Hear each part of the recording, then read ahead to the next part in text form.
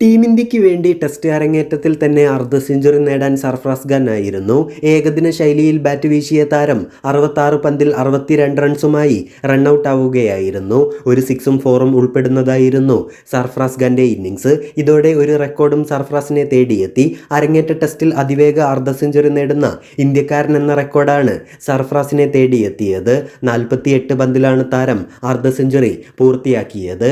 അർദ്ധ സെഞ്ചുറി പൂർത്തിയാക്കിയ ഉടനെ സർഫറാസ് ബാറ്റ് ഉയർത്തി കാണിച്ചു. കളി കാണാനെത്തിയ അദ്ദേഹത്തിൻ്റെ പിതാവും ഭാര്യയും ഗാലറിയിൽ ഇരുന്ന് കൈയടിക്കുന്നുണ്ടായിരുന്നു. ക്യാപ്റ്റൻ രോഹിത് ശർമ്മ, പരിശീലകൻ രാഹുൽ ദ്രാവിഡ് എന്നിവരും അരങ്ങേറ്റക്കാരനെ പ്രശംസിച്ചു.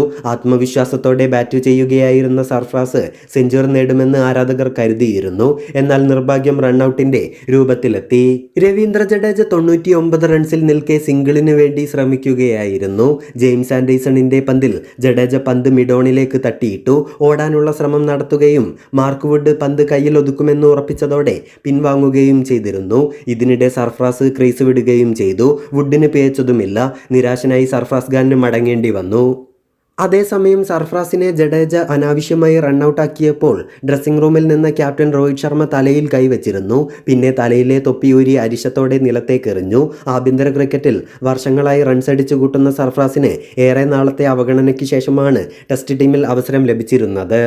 മറ്റൊന്ന്, വിമർശകർക്ക് മറുപടിയുമായി വിശാഖപട്ടണം ടെസ്റ്റിൽ സെഞ്ചുറി നേടിയെങ്കിലും രാജ്കോട്ടിൽ വീണ്ടും 0-ന് പുറത്തായ ശുഭ്മാൻ ഗില്ലിനെതിരെ രൂക്ഷ വിമർശനവുമായി മുൻ ഇന്ത്യൻ താരം ആകാശ് ചോപ്ര.